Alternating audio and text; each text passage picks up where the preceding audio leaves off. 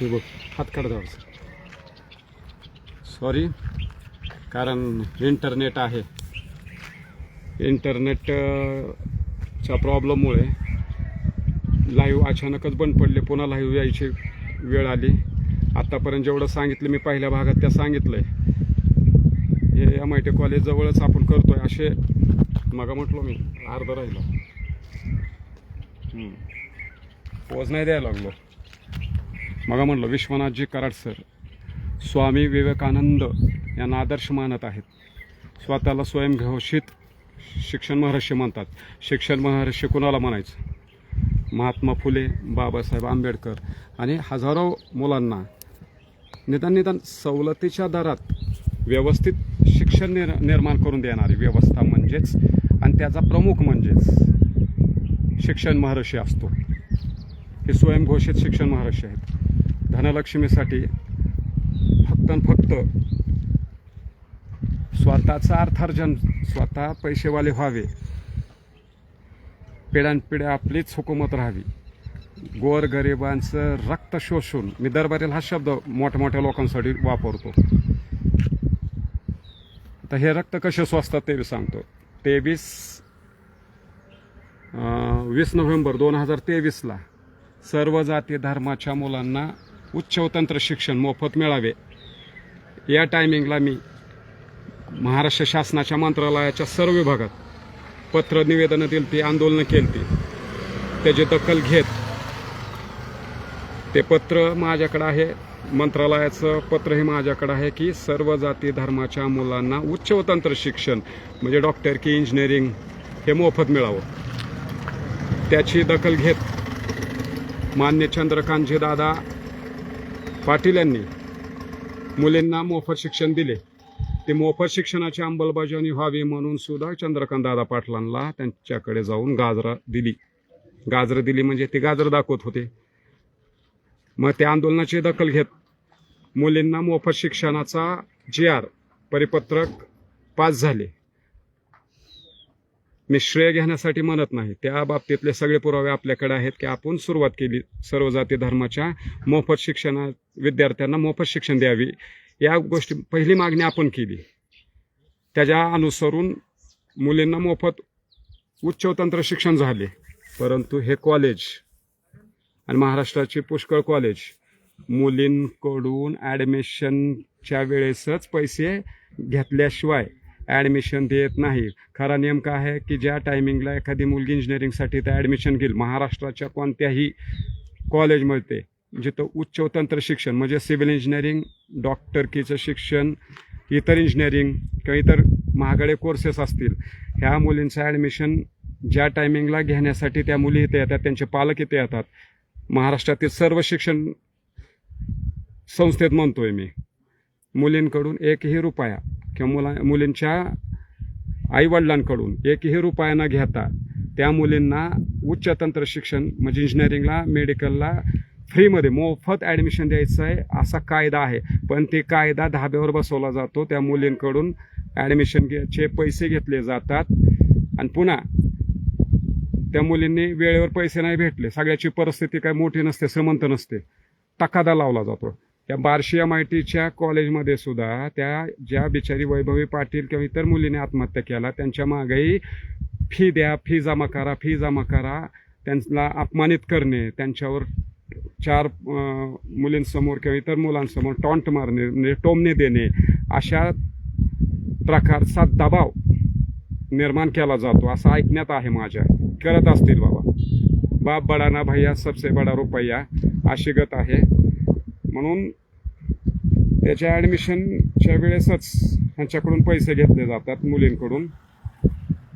आता जून महिना आलाय, नवीन ॲडमिशन प्रक्रिया संपूर्ण महाराष्ट्रामध्ये सुरू होणार आहे. त्या टायमिंगला पण मी तुम्हाला लाईव्ह दाखवतो की त्या ॲडमिशनच्या वेळेस त्या मुलींकडून पैसे घेतले जातात, त्याशिवाय त्या मुलींना ॲडमिशनच दिले जात नाही. आणखीन एक, ज्या वेळेस मी ते वैभवी पाटील आणि त्या मुलींनी आत्महत्या का केली विचारण्यासाठी संपर्क करण्याचा प्रयत्न केला तर पुणे हेड ऑफिसमधून मला MITच्या फोन आला की काय तुमचे प्रश्न आहेत. मग मी म्हटलं साहेब तुम्ही कोण बोलताय. मग मी म्हणलं, मला त्यांनी नाव नाही सांगितलं, पण त्याचे रेकॉर्डिंग बी आहे माझ्याकडे, ती वेळेवर दाखवतो. ते म्हटले संबंधित लेंगरे सरांना त्या ज्या मुलींनी, वैभवी पाटील किंवा इतर मुलींनी त्या आत्महत्या केली, त्या बाबतीत अधिकृत प्रतिक्रिया देण्याचा अधिकार नाही, ते पुणे हेड ऑफिसचा अधिकार आहे. मी म्हटलं ठीक आहे. मग मला म्हटलं की प्रश्न काय आहे तुमचे? तर मी हेच प्रश्न म्हटले की आत्महत्या का केली? हे तर पूर्ण वेळ हॉस्टेलमध्ये मुलींसाठी सुपरवायझर महिला नाही का? मुलांसाठी पूर्ण वेळ पुरुष सुपरवायझर अधीक्षक का नाही? मुलींना मोफत शिक्षण असताना त्या मुलींकडून ॲडमिशनच्या वेळेस पैसे का घेतले जातात? फी वेळेवर भरली नाही म्हणून त्याच्यावर दबाव टाकला जातो, वात्रट बोललं जातं, वारंवार मुलींना टोमणे टामणे मारले जातात. आणि आणखीन एक, जेव्हापासून हे कॉलेज बार्शीमध्ये झालंय, आणि हेच कॉलेज नाही, हे स्वयंअर्थ साहित्य कॉलेज जरी असलं तरी प्रत्येक विद्यार्थ्यांकडून कमीत कमी 5,000 रुपये सिक्युरिटी डिपॉझिट हे घेतलं जातं. आता हे सिक्युरिटी डिपॉझिट का घेतलं जातं? तर त्या मुलांच्या हातून त्याच्या शिक्षणाच्या कालावधीमध्ये, म्हणजे समजा 5 वर्षाचा डिग्री डिप्लोमा जे होईल त्याचा 5 वर्षाचा 3 वर्षाचा, त्यावेळेस एखादी वस्तू ब्रेकेज झाली तर ते पैसे त्या 5,000च्या सिक्युरिटी डिपॉझिटमधून कॉलेज कट करतं. म्हणजे कॉलेजची जी नुकसान झाली ते त्या विद्यार्थ्याच्या सिक्युरिटी डिपॉझिटमधून भरून घेतली जाते आणि उर्वरित पैसे त्या विद्यार्थ्याला माघारी दिले जातात. पण इथं दिले गेले नाहीत. मी माहिती अधिकाराखाली पण मागतोय की ह्या कॉलेजने आत्तापर्यंतच्या विद्यार्थी जे इथून पास आऊट झाले त्यांचं सिक्युरिटी डिपॉझिट दिलंय का? हे बी मोठा घोळ. करोडो रुपये झाले. 500 गुणवले 3,000 जर म्हणलं, आणि ह्या 5-10 वर्षात किती कोटी रुपये झाले? ह्यात बी घोळ आहे. फीमध्ये घोळ आहे, सिक्युरिटी डिपॉझिटमध्ये घोळ आहे. मुलांना नीट वागवले जात नाही, मानसिक ताण आणला जातो फीसाठी मुलींवर, निकृष्ट दर्जाचे जेवण दिले जाते. आता बघू, आपण एक फोन लावू.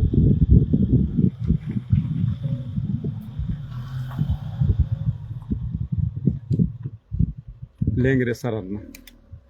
माझा फोन उचलत नाही.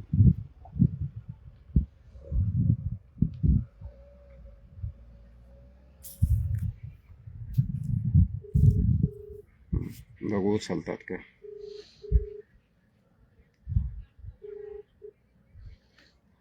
हॅलो, लेंगरे सर का? प्राचार्य MIT कॉलेज बार्शी. अजय पवार बोलतोय सर. बोला. काय नाही, मध्यंतरी त्या वैभवी पाटील मुलीची आत्महत्या आपल्या कॉलेजच्या हॉस्टेलमध्ये झाली, त्यामुळे मी भेटायला आलो, पण काय तुम्ही मला प्रतिक्रिया दिली नाही.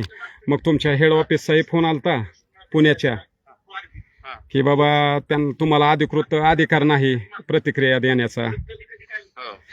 मग त्या बाबतीमध्येच विचारणा करायची होती की बाबा काय तपासामध्ये कळलं का की त्या मुलीने आत्महत्या का केली?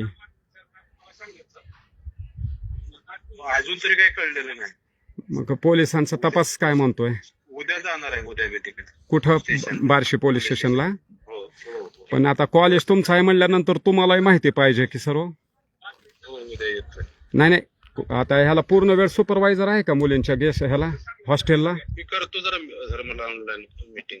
अहो, पण हे बी महत्वाचे, एखाद्या जीव आहे की. हो, करतो. पण एखाद्याचा जीव आहे सर, त्या ऑनलाईन मीटिंग पेक्षा मुलीचं महत्वाचं आहे ना सर. ठीक आहे. तुम्ही ऐका ना, 2 मिनिटं ऐकून घ्या. हॅलो, करतो ना ऑनलाईन मीटिंग झाली. ऐका ना सर, 2 मिनिटच ऐका. तुम्ही ते अनेक मुलींकडून बी ऍडमिशनचे पैसे घेतले जातात असं ऐकण्यात आलंय. ऍडमिशनचे नवीन फ्रेशरकडून, पुन्हा सिक्युरिटी डिपॉझिटचा प्रश्न आहे आपल्या कॉलेजचा.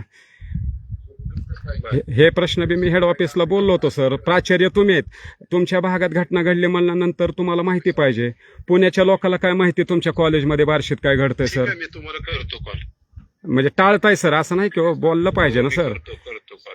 सिक्युरिटी डिपॉझिटचं आहे, मुलींकडून फी बी भरून घेतली जाते हो फ्रेशरकडून सुरुवातीला. तुम्हाला उत्तर अपेक्षित आहे तुमच्याकडून. तुम्ही प्रमुख आहेत ह्या कुटुंबाचे, प्राचार्य आहेत सर ह्या शाळेचे. मग तुम्ही ह्याच्यावर काही तोडगा काढताय का नाही सर? पूर्ण वेळ सुपरवायझर नेमला पाहिजे महिलेसाठी, त्या मुलींसाठी. ठेवू का तुम्ही फोन? म्हणजे तुम्ही देणार नाही का, ह्याच्यात बोलणारच नाहीत का सर? नाही, आता नाही बोलू शकत. बरं, कधी बोलाल सर? ठीक आहे, मी करतो पण. तुम्ही टाळताय सर, असं नाही का? असं चुकीचं आहे साहेब. हा करतो. हा चुकीचं वाटतंय मला तर ह्या चुकीच्या गोष्टी आहे. आता सरकारनं मोफत शिक्षण हॅलो कट केला पाहिलं का. हे प्राचार्य होते लेंगरे सर, नावातच मोठी धाकट आहे लेंगरे. ह्या घोटाळेबाजांसाठी तुम्हाला एक सांगतोय गाणं आहे छानसं माझ्याकडं, की ह्यांच्यासाठी काय महत्वाचं आहे. जीव महत्वाचा नाही त्या मुलींचा, विद्यार्थ्यांचा, ह्यांना काय घेणं देणं नाही.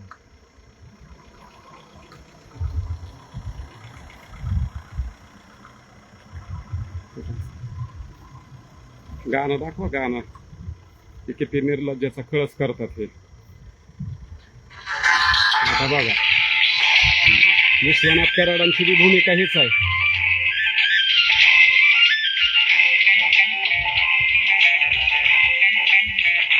तिकडे जरा गाडीचं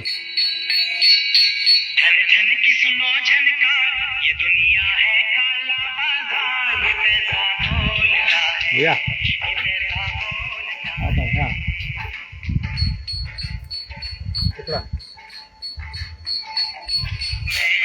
हे शिक्षण सम्राटांविषयी गाणं आहे, शिक्षण सम्राटाविषयी.